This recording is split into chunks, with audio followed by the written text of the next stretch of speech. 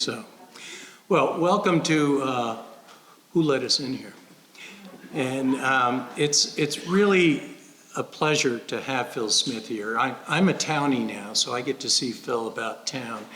And simply stated, Phil is a Williams legend. And not just because he let us in, but Phil has had an amazing career. He has been associated with the admissions department for over 40 years. He is a proud member of the class of 1955. He taught history courses here. He coached freshman soccer. He started the ABC program and hired Doug Hare as one of his first interns. So good things all the way around. And today we finally have a chance to pull the curtain back and figure some things out that have really kept us awake at night for a long time, right, Phil?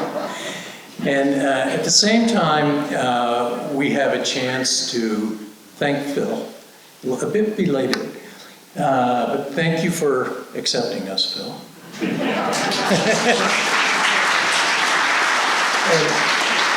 And indeed, thank you for being here. Phil's done a lot of research. He and I met last week, and it's some fascinating stuff. So, Phil Smith.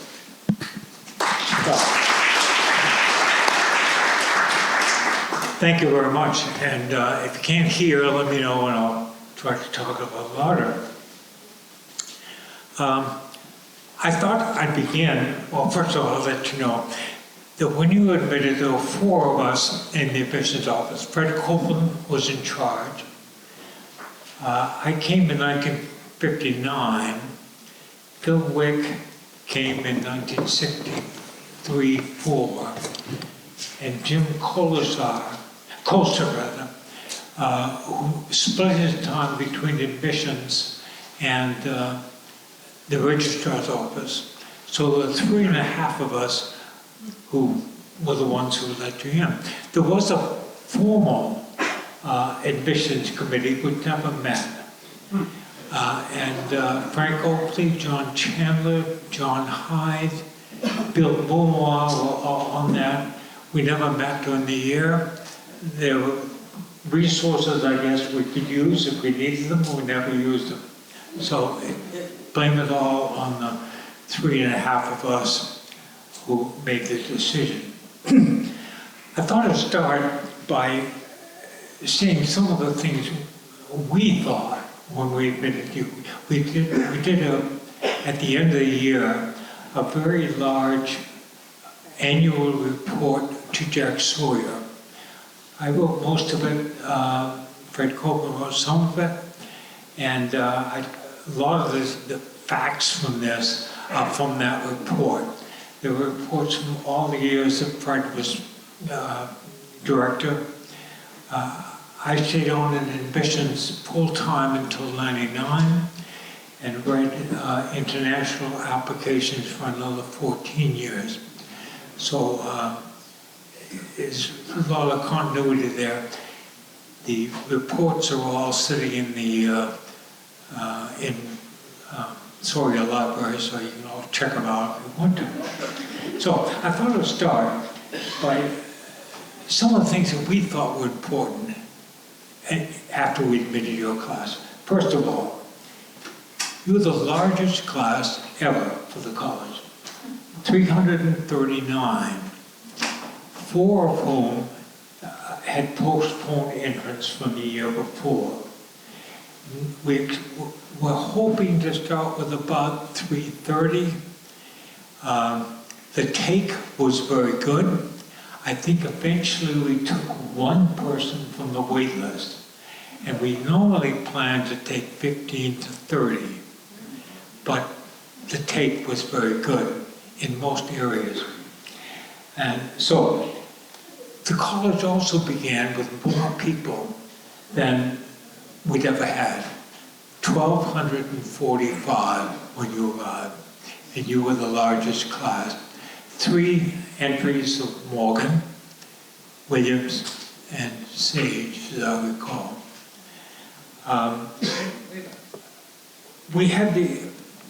We just started the early decision program, and we had the most applications from early decision from your group, and 318. We admitted 149 of you early, and that was close to 50% take, 50% on the admissions for early decision. We can talk later on about early decision, but after your year, this was an early decision program that Amherst, Williams, and Dartmouth put together. 3 of us put that together 2 years before at a special meeting up in Hanover. Fred Copeland was away that year, so I attended. Bill Wilson from Amherst was away, so while they were away, we cooked up the early decision. And the idea was to make it more equitable. Prior to that time, if you visited a school, and for your class, we visited 334 secondary schools around the country. And if you visited a school, the normal rubric was, if it's a boarding school at night, you visit 5 high schools in the day, boarding school at night, and then you'd interview everybody who wanted an interview. And about 11:20 to midnight, they would start plying you with whiskey and say, okay, how many people will you give an A rating to? If you give an A rating, that means you're committed to admit the person. Now, the only people who could get A ratings in those years were those who came for an interview, and we did 2,144 interviews for your class. You could do it at an interview, you could do it when you visited the school, but everybody else was locked out. Because we visited 334 high schools, there was something over 30,000 high schools in the U.S. And how do you make it equitable? So we're always looking for ways to make both the college and the situation more equitable for everybody. But after 2 years of this mini early decision, the next year the College Board took that up. Harvard decided to do early decision.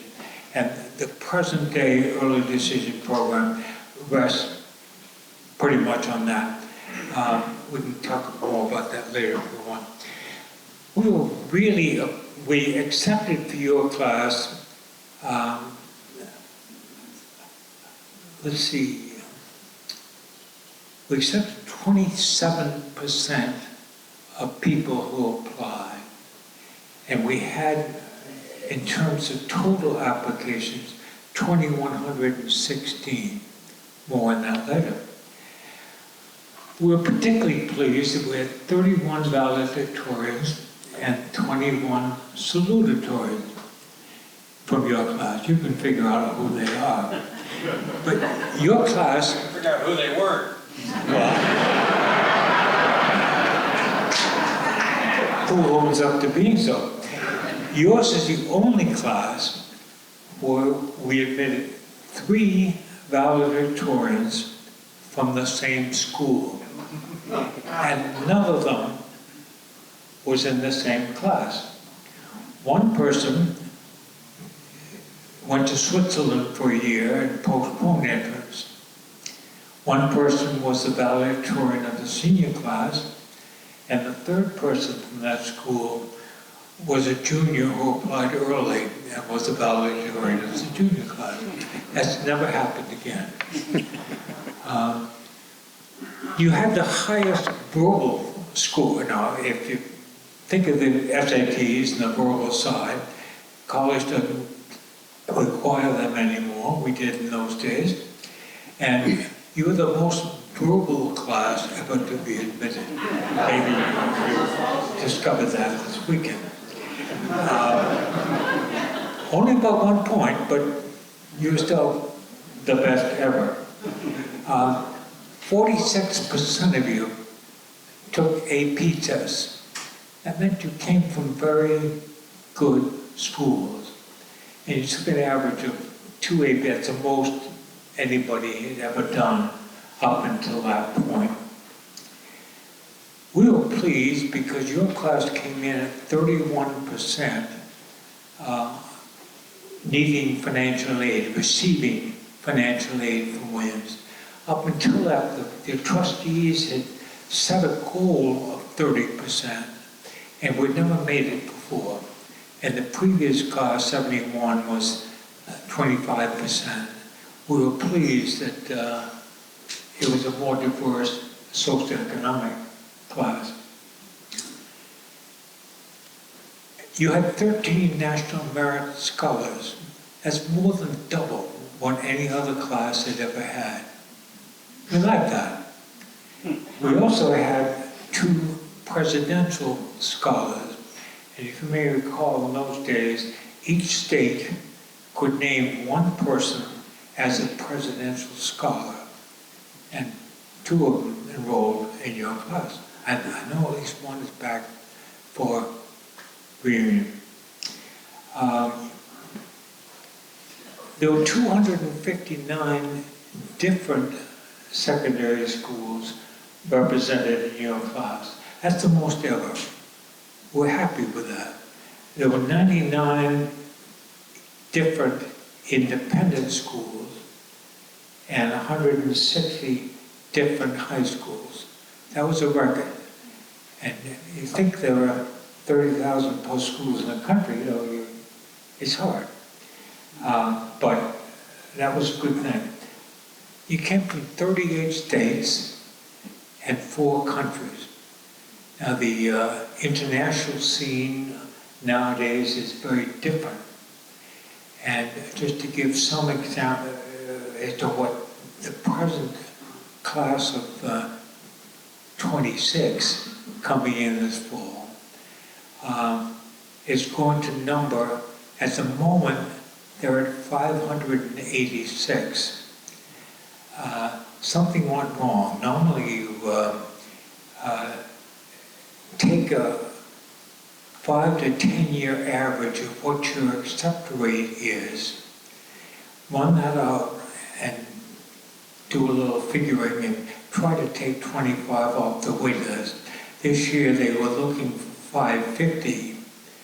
They came in at 600. Nobody off the wait list. They're at 586. They think they will probably end up at about 580. And it's 54% women. And that's roughly comparable to what the graduation rate is for women from secondary schools. Your class was 100% men, period. We had no idea that the Lockwood Committee was going to recommend co-education within the next year. There was no hint of that at all. I know when talking to Greg Peterson earlier, he said, well, I know the reason a lot of us get in was geographic distribution. The answer is no.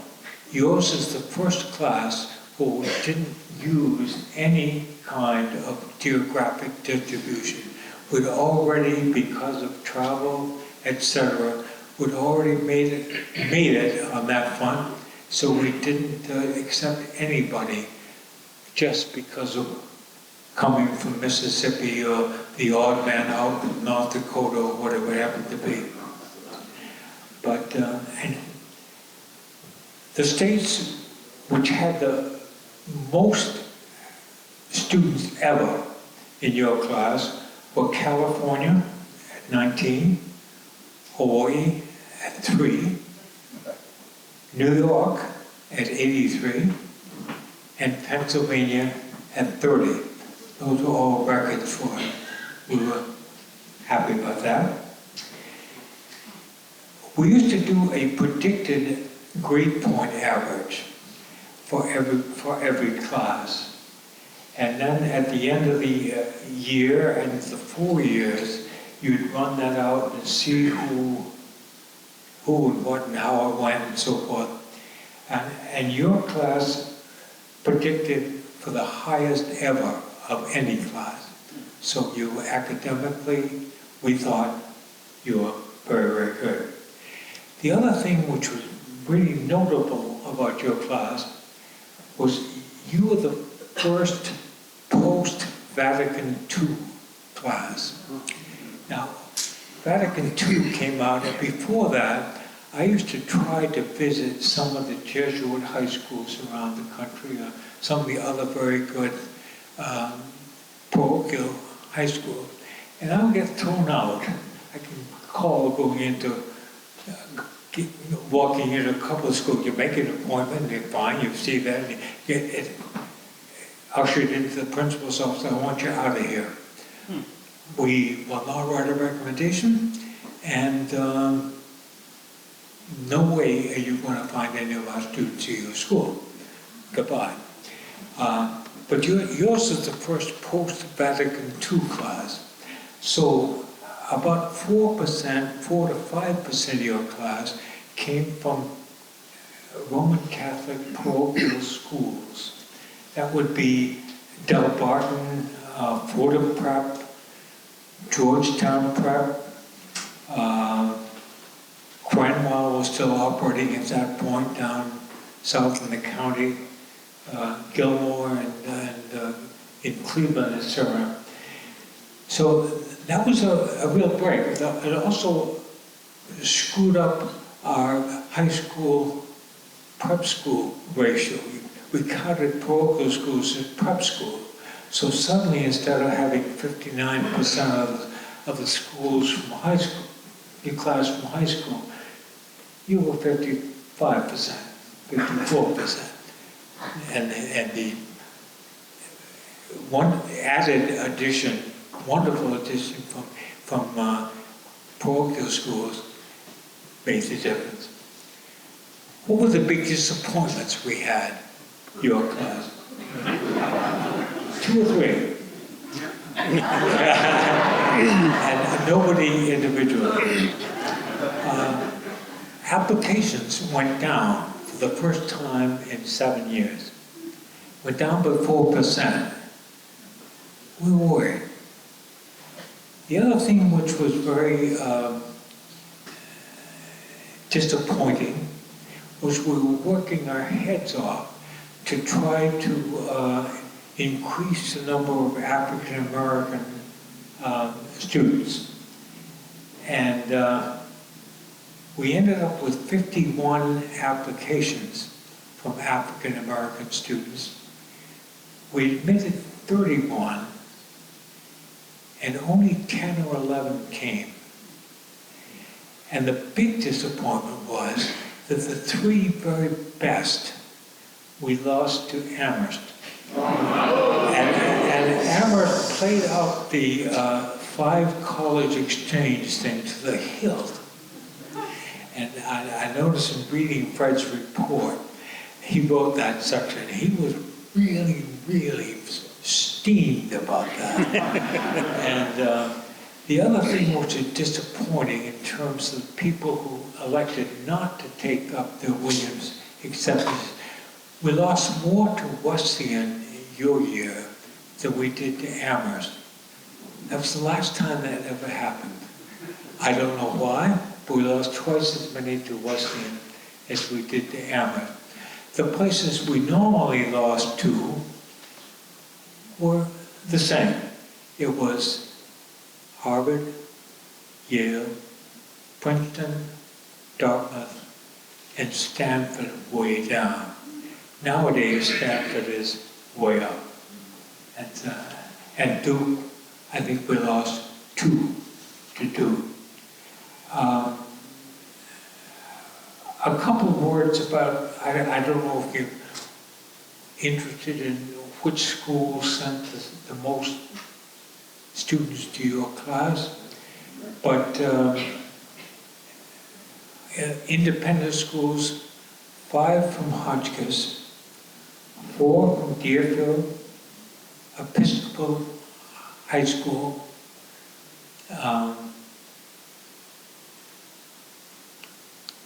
Milton Academy, Andover, and Thatcher, each had 4. On the high schools, 5 from Garden City, all of whom applied early, and 3 from Great Valley, Bronx Science, and that was a plus for us because we started sending faculty to visit some of the New York City public high schools because we had trouble moving them in this direction. Glen Rock had 3, and New Trier had 3 on early decision. I'll say a little something about the 10% in a minute, but I thought I'd just say a little something about the class of 26 coming in. They had 15,321 applications for this year. The big change in the last 2 years is the number of applicants from overseas. That has doubled in 2 years, so that there are now over 5,000 who applied from overseas this year. 2 years ago, for example, we had 62 applications from Kazakhstan. Why? There's one first year, he's fine, but why?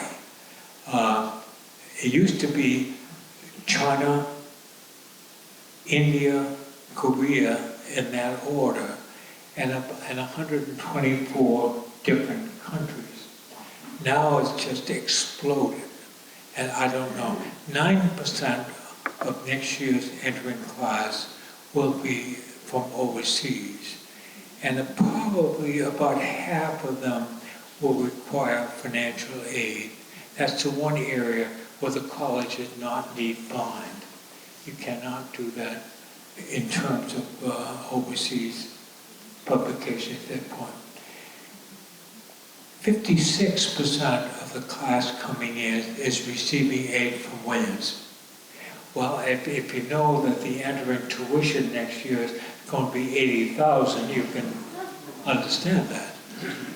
And they raised it by about 3%. They got about the same percentage yield as we did with your class. That's pretty similar. But they just admitted 8.5% of the applicants. And of the internationals, it was much, much less. Going to graduation last weekend, there were 15 graduates who graduated summa cum laude. 6 were from international students. It's a really exciting, one of whom has a very memorable name of Jomo Kenyatta. That was his grandfather. And his father, when he applied to Williams, I should be telling tales out of school, but in those days, mail wasn't very good. You get the call from overseas, which would kick out after a couple of minutes. And this frantic call on May 3rd, at May 1 deadline, was, "Don't worry, Mohuhu is coming." Click. It went off. Phone rang again. Mohuhu is coming. Click. 3 clicks. And finally, the 4th time, this lady said, "Mohuhu is coming." And I finally said, "Mohuhu." It was Mohuhu Kenyatta. It was Jomo Kenyatta's youngest son. Now, the president of Kenya at this point is the older brother, Ohuhu, who went to Amherst. Ohuhu was a much, I shouldn't say that, much nicer person and not a crook. Ohuhu has done extremely well in Yomo's son, and it's really kind of fun to see how people have come through over the years. Quick words about early decision, about the 10% program. As you probably know, I don't want to go on too long here, 2 or 3 minutes on the 10% program. That was part of Jack Sawyer's inaugural address. He wanted us to take 10% of each class, which would different from the normal academic criteria. Because he thought that people were getting left out and that were becoming too exclusive in some areas. So the first class of 10% scholars was a class of 67. We did a prototype with a class of 66. And we set up 5 sort of classifications, and I worked with people from the Educational Testing Service. That's when we put the predicted grade parity average in, etc. We set up 5 different criteria.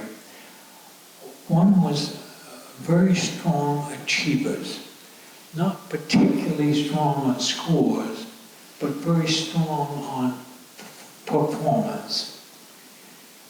The one that Jack Sawyer liked the best was special talents. He always used to refer to the person who built a submarine in his basement and nobody had discovered him.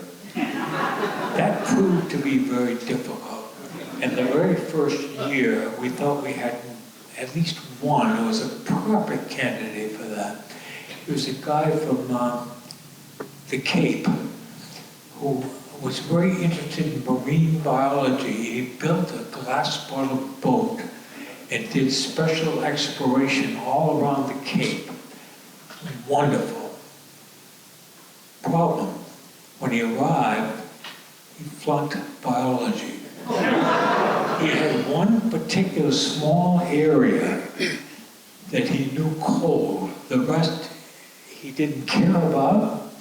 And he's had a very successful career as a psychiatrist.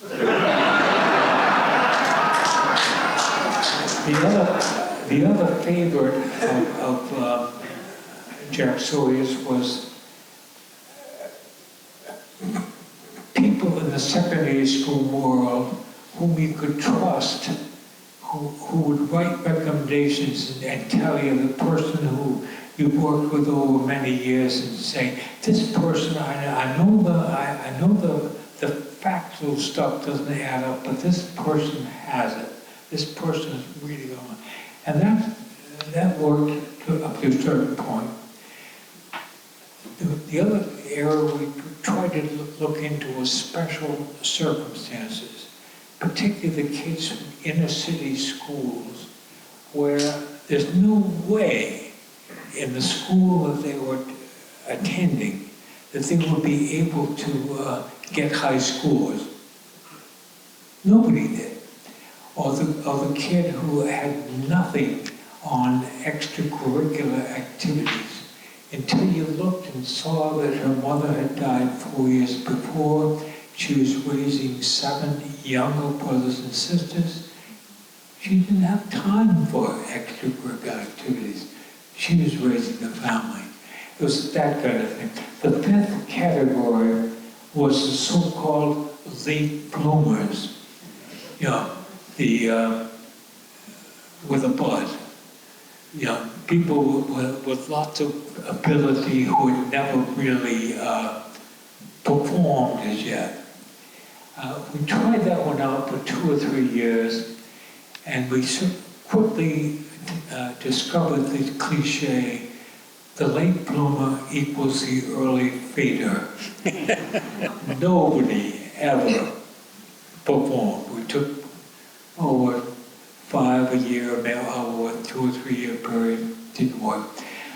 I don't want to burst that curtains balloon, but we didn't include alumni sons at that point in the equation. We didn't put them in a 10% category, so no alumni children were 10%.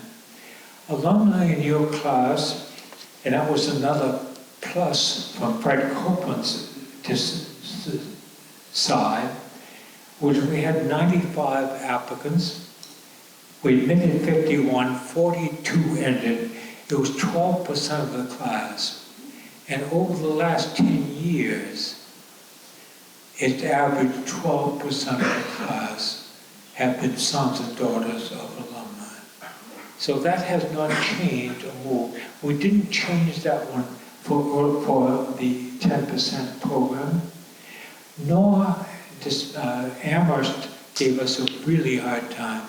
And those who knew Bill Wilson, who was running the program at Amherst, he was a tough cookie who Jack Sawyer just couldn't stand. And so through his insistence, we didn't include any athletes under the 10% program. So those are ones we didn't include. There's a fairly decent article, I think it's in the April Alumni magazine in '76, which explains how the 10% program worked out over the 10-year program length of time. And about 85% plus graduated. Very few graduated with science majors, but it was a little bit heavier on leadership positions, that is, junior advisors, heads of college of the houses here, etc. We got a certain amount of energy in that area. It certainly helped us a great deal as we tried to diversify the class and move into some of the inner city schools and try to broaden the base of the applicant pool. I'll close by saying that this particular class coming in is 45% non-Anglo American students. 116 Asian students this year, 20% of the entering class. Now, up until about 5 or 10 years ago, we had a terrible time trying to get Asian students to come to WIS. Because most, here I don't mean to sound racist or anything, but within most Asian families, any university is better than any college, by definition. And so we would lose Asian admits to places we never lost other undergraduate admits to. In the last few years, the places where we've lost the most to American colleges had been places like Washington and Lee, which have non-need-based academic scholarships, which are full pay. And we've lost more to them, you know. That's a $300,000 advantage, and some parents can find that to be compelling. In the class coming in, there were 65 African American students. There were 82 Latino or Hispanic students, and 2 Native Americans. So the class has changed dramatically from your year. we were happy as could be with your class, and let me leave it at that. Thanks, Phil.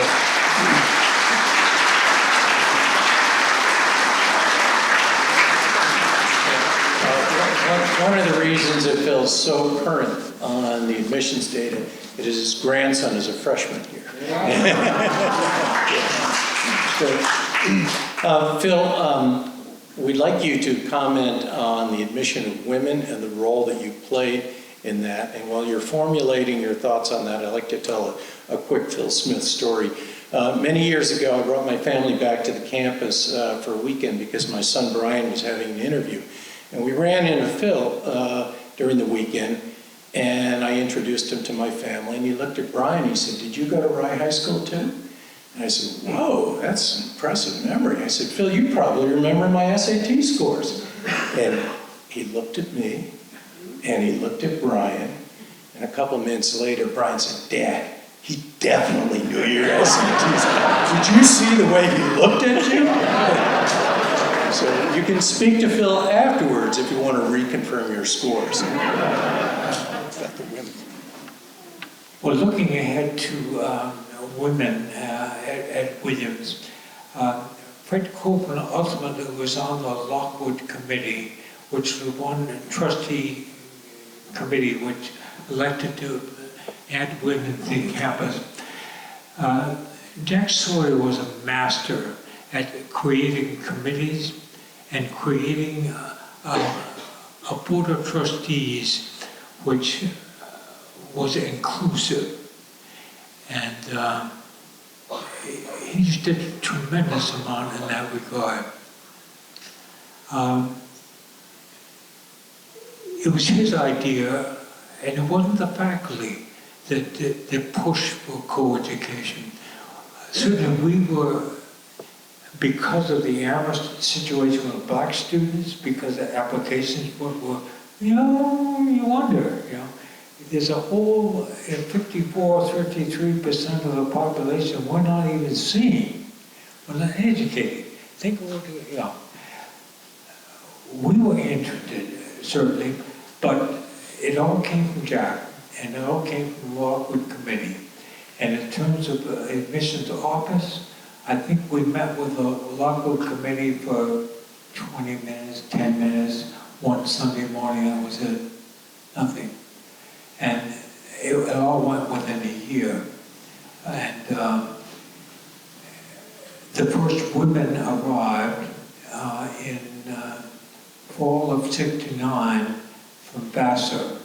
And if you recall, Vassar and Yale had a dalliance, and Vassar was going to move to New Haven. Kingman Brewster was president of Yale at the time. He and Jack Sawyer owned a sailboat together. And Jack would sail it in August, Kingman would sail it in July, and they would share the maintenance. They were both skinflunts. So Jack knew very much what was happening with Yale. When that didn't come through, then that was when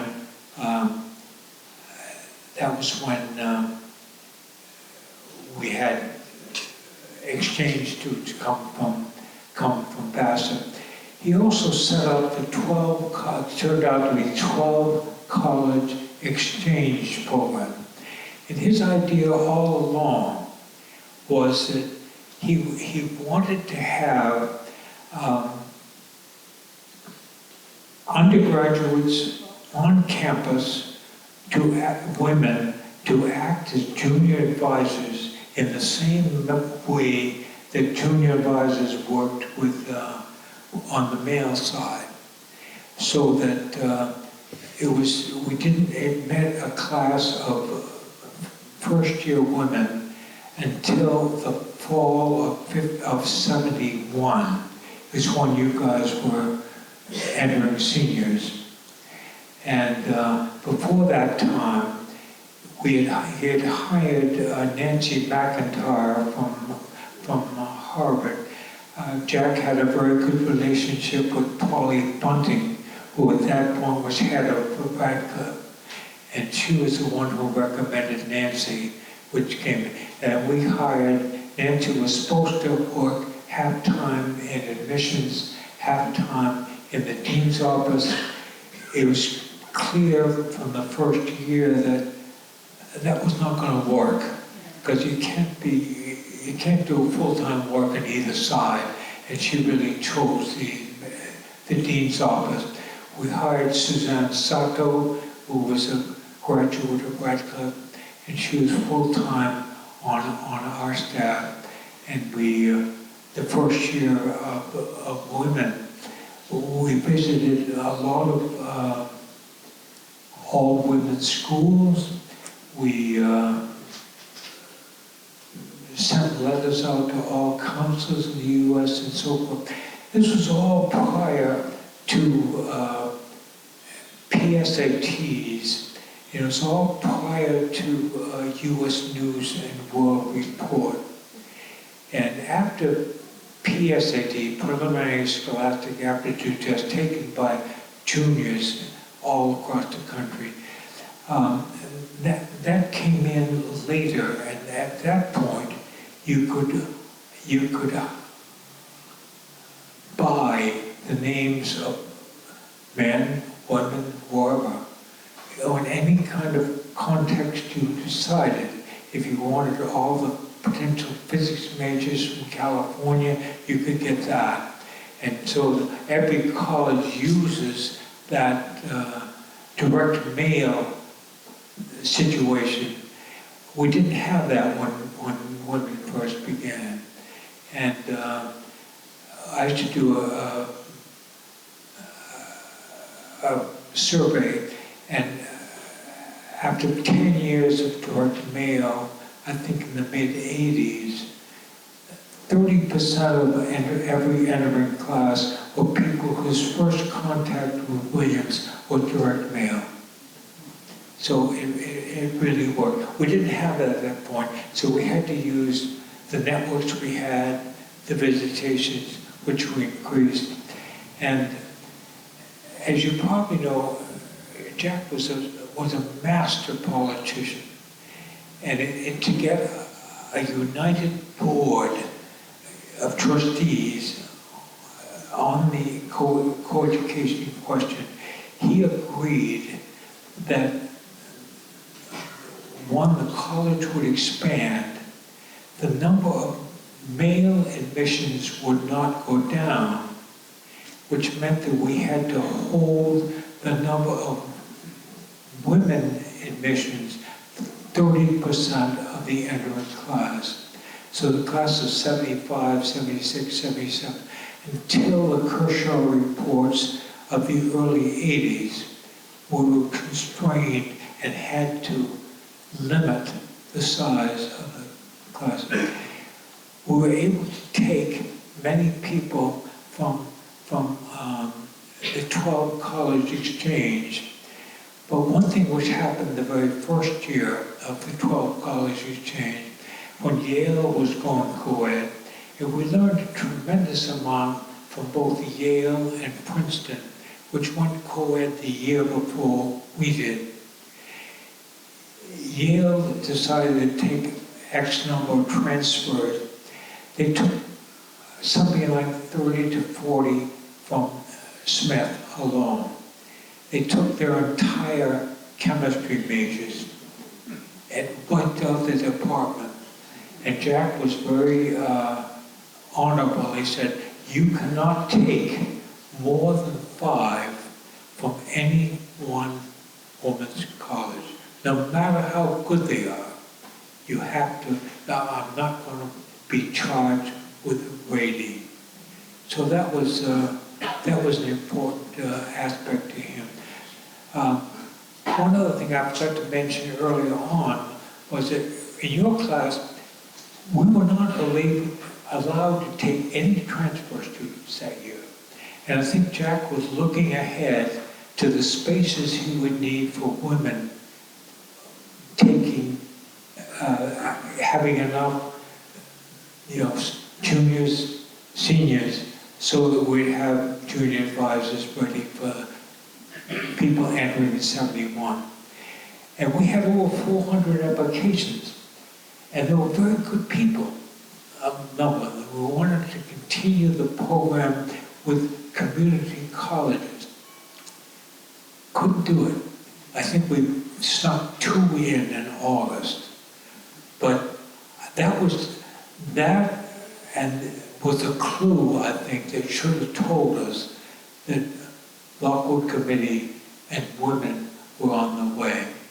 So we used Nancy McIntyre, was terribly helpful. She ran the 12 college exchange, and we sent students from here on exchange.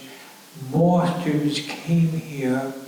The first group of women graduates, I think there were 7, graduated in 71.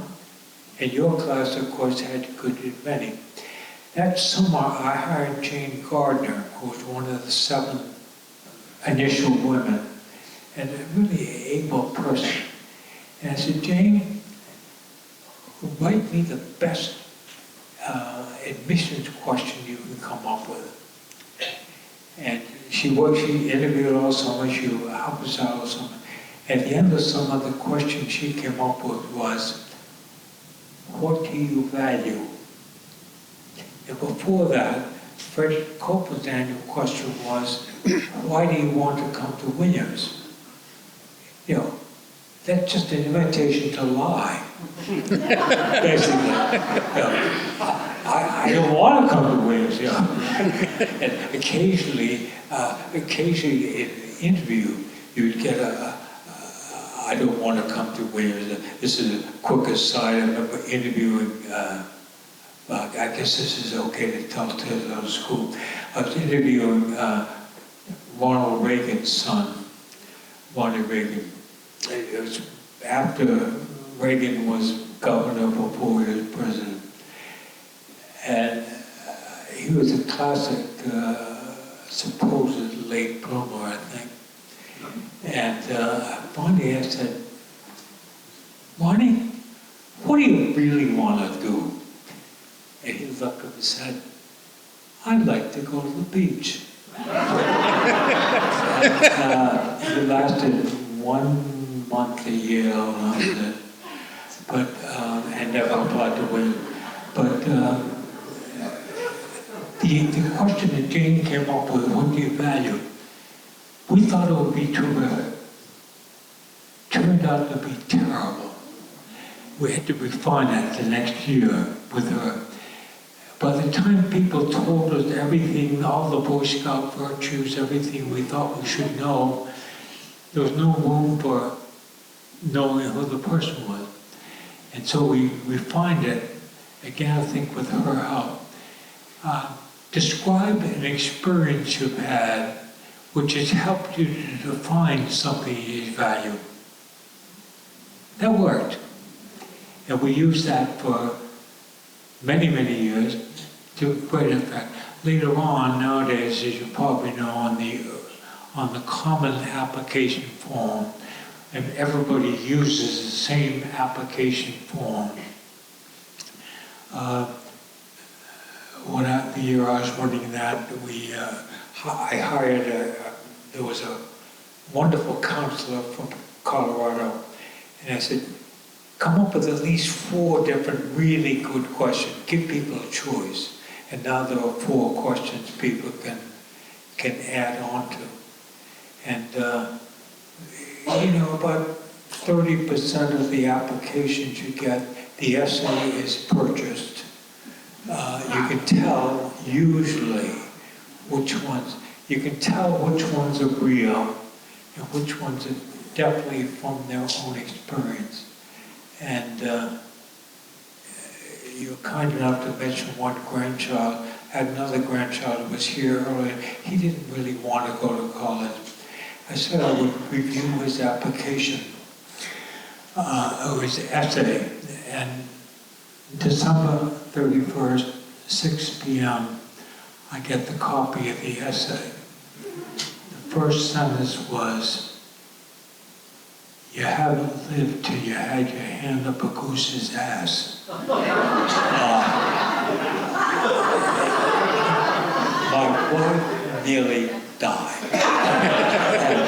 And, it did turn out to be a good essay. He had been on a 6-week canoe trip to northern Canada, and all they had had for 2 weeks to eat was pasta. So they killed a couple of geese and increased their meal. The title of the essay was Two Goose Couscous. And that one worked. But I'd be happy to talk anything else about the admission of women. We were constrained for many, many years. The only time I've ever been really balled out, and I mean really balled out, was kind John Chandler. And there was still a group on the trustees who held them to the 30% women. And one year, we did our regular calculations. I think I took an extra 10%, and the experience for women was so good that our yield just went up by 30%. And we had more, and John had gotten balled up as a trustee. He called up and said, "I think you're trying to sandbag me. You're taking too much." You know, John is fine. Well, we spent the last 3 years driving in various places, and it's been very good. But that was the one area that it took about 7-8 years before the Kershaw Committee enabled us to just be sex blind and happily now need blind, except for internationals. Great. Thanks, Phil.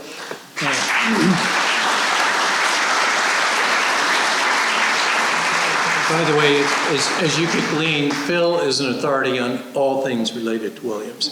And his oral history is on file in the college, and it's fascinating. So keep that in mind. Questions? Yeah. I'd like to know, I had heard when I was applying that the admissions process at Williams was sort of non-formulaic. And that attracted me because I had really dismal SAT scores. So could you comment on just what criteria you looked at and the weights you would give them, and the extent to which you would just be more qualitative than quantitative? Yeah. Can you first just remind Bob Gordon what his SAT scores were?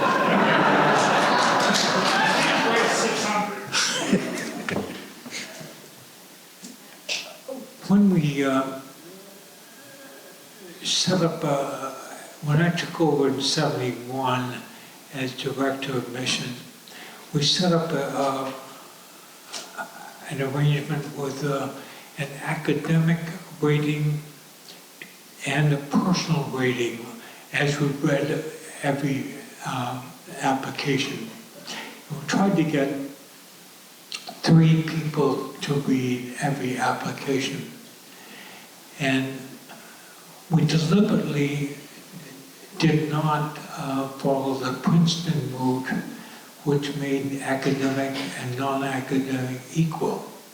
So the academic rating was on a 1 being high, 9 being low. 9, you were Cretan. 1, you're excellent, somewhat possibility maybe, and you tried to put it on that basis in terms of experience, and then you had to train people, and it took a long time to train people. How do you read a transcript from a school? You have to first look at what the school has to offer. Is the person taking the maximum in the areas that he or she says they're interested in? Are they challenging themselves? Is there one particular area which is not strong, but others which are more strong, that sort of thing. So we did an academic from 1 to 9, and a non-academic from 1 to 5. 1 being, I think, high, on the high side. And we got help from a psychiatrist, from the social worker from ETS, very interesting guy, and hired him to say, okay, what works here, and what's important. And over the course of the next 3 years, we tried to get from the faculty as well, which students have you had who have done particularly well? Which students who didn't get good grades have you enjoyed teaching? We tried to see who had contributed the most when they graduated. And ultimately, we were part of a college board study which included Williams, Colgate, Suffolk, University of Richmond, Humboldt State. There were 10 of us. And at the end of the first year, we sent all of our admissions materials down to Princeton. All 10 colleges did, every single one. And they read applications, they read essays, they read how we rated them, they read our ratings, and they read interview reports. We did the same thing after 4 years. And who graduated, who didn't? Who was the most, who were the best citizens? Who did the people in the faculty most, etc. At that point, it turned out that on the non-academic side, people who had what they call productive follow-through, if they had spent at least 30 hours a year on at least 2 activities over at least a 3-year period. In other words, not a butterfly, but somebody who stayed with different activities. They tended to do better and to graduate with more standing. That was quite helpful. So we tend to look for what we call productive follow-through. And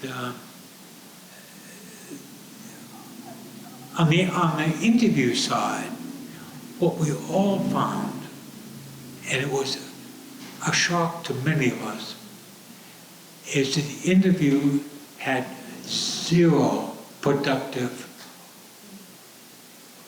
insight. At the end of 1 year, at the end of 4 years, we didn't learn anything from the interview. And we were asked to rate them afterwards when we made the decision. And we were spending a tremendous amount of time. 2,100 interviews. I talked to Marty Samuels from the class of 67 the other day, who was here. He was my 7th interview one afternoon, and it was late in the afternoon, and I was going, blah, blah, blah, blah. And my wife and 3 younger daughters had come down to meet me. It was well after 4:30, and as we went out to say hello to Marty's father, my 2-year-old daughter, who was in the process of being trained, proceeded to waterfall all over his father's shoes. And I said, well, kiss him goodbye. And I saw him as a freshman the next fall, and I said, I'm surprised to see you here. And he said, we saw 12 colleges that week. It's the only one I could remember. Questions? Any questions of Paul? Now, coming through in a couple of your comments were that it's not just a question of assessing the students, that Williams at various times has sort of had questions about its own direction and competitive position as a college. Was that something that really affected the admissions process in any way and how you thought about building the student body? Well, we used to have a faculty admissions committee, which at one point was quite helpful and quite useful. And the ultimate question in college admissions for Williams and everybody else is, who do you want to educate and why? Who should you be educating? And ultimately, I guess it's the president and trustees who make that decision. We have our own, not bias, but our own ideas. And I think ultimately our ideas were that we should, that Williams should reflect the country, the best the country has to offer. It should reflect all 50 states. It should reflect all aspects of socioeconomic. And it should reflect the best people the country has. And that's basically where we were coming from. There were times, and it was very difficult sometimes with the addition of African American students, where there were no African American faculty. And at the time of every time I'm in this room, I think of the faculty meetings we had when the students were occupying Hopkins Hall. And it were very interesting meetings. But there were times when we had to make adjustment, and often I think the admissions officer was well ahead of the faculty. And not always ahead of Jack Sawyer, but ahead of the faculty. And when we began admitting lots of very strong African American students, the majority of them would either be engineering or pre-med. And when you're taking 5 courses, you were here when you only take 4. But taking 5 courses, and 2 of those were chemistry and biology, and you weren't well prepared, you didn't do well, and you flunked out. So we set up, starting in, I think it began that in 1968,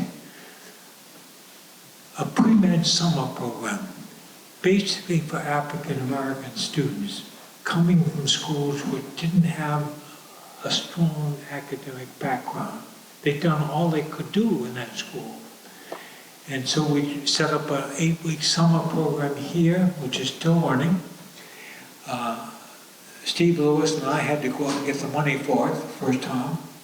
And we'd have maybe 10 to 20 students come for 8 weeks in the summer, do calculus, chemistry, and writing.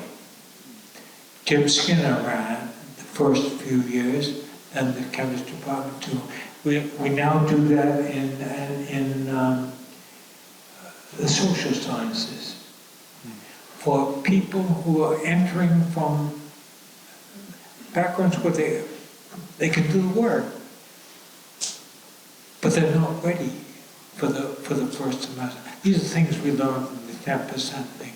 So in many areas we tried to add to the curriculum as well. Great. Thank you, Phil. We waited a long time for these insights, but it was certainly worthwhile. Thank you, Phil. Thank you for helping us celebrate. And we have a class gift for you. Thank you. Thank you very much. Thank you so much, Phil. I reserved them.